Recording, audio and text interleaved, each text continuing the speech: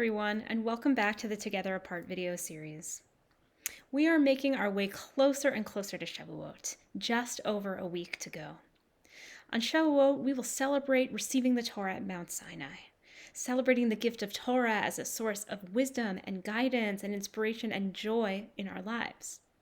But to get there, Jews and Jewish communities around the world have been spiritually preparing to receive the Torah for the last 6 or so weeks, and we have been doing so through the practice of Sfirat HaOmer, of ritually counting the days between Passover and Shavuot. This counting is not only about anticipating receiving the Torah and Shavuot, but in the eyes of the Jewish mystical tradition, it's an opportunity to engage in daily self-reflection and spiritual growth in line with 7 divine qualities. All of this is for the sake of truly being ready to receive the Torah's wisdom on Shavuot and to be ready to manifest the Torah's vision of justice and liberation in our lives and in our world. This is a deeply spiritually rich moment in the Jewish calendar as we reach towards Shavuot and the Torah. Now, tonight through tomorrow specifically, the Jewish mystical tradition invites us to focus our reflection and spiritual growth on 2 intersecting divine traits.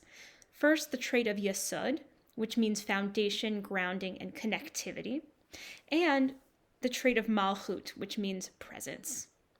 Now, when I think of these 2 intersecting divine traits, I think of how incredibly spiritually nourishing it is to be present in our own lives. So often the busyness of our lives and our constantly moving minds stop us from being present in any given moment. So often we are thinking about future plans or worrying about something or thinking about something that's happened in the past. And rarely is it our default to be in the present and to be present with what we're doing or what we're thinking or experiencing in any given moment. Yet in my experience, if we can be present with whatever we're doing or experiencing, this is living life at its fullest.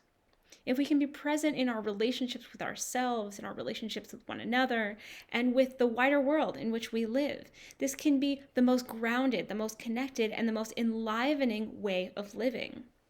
Even if what we're experiencing is negative, is troubling, is distressing, or is uncertain.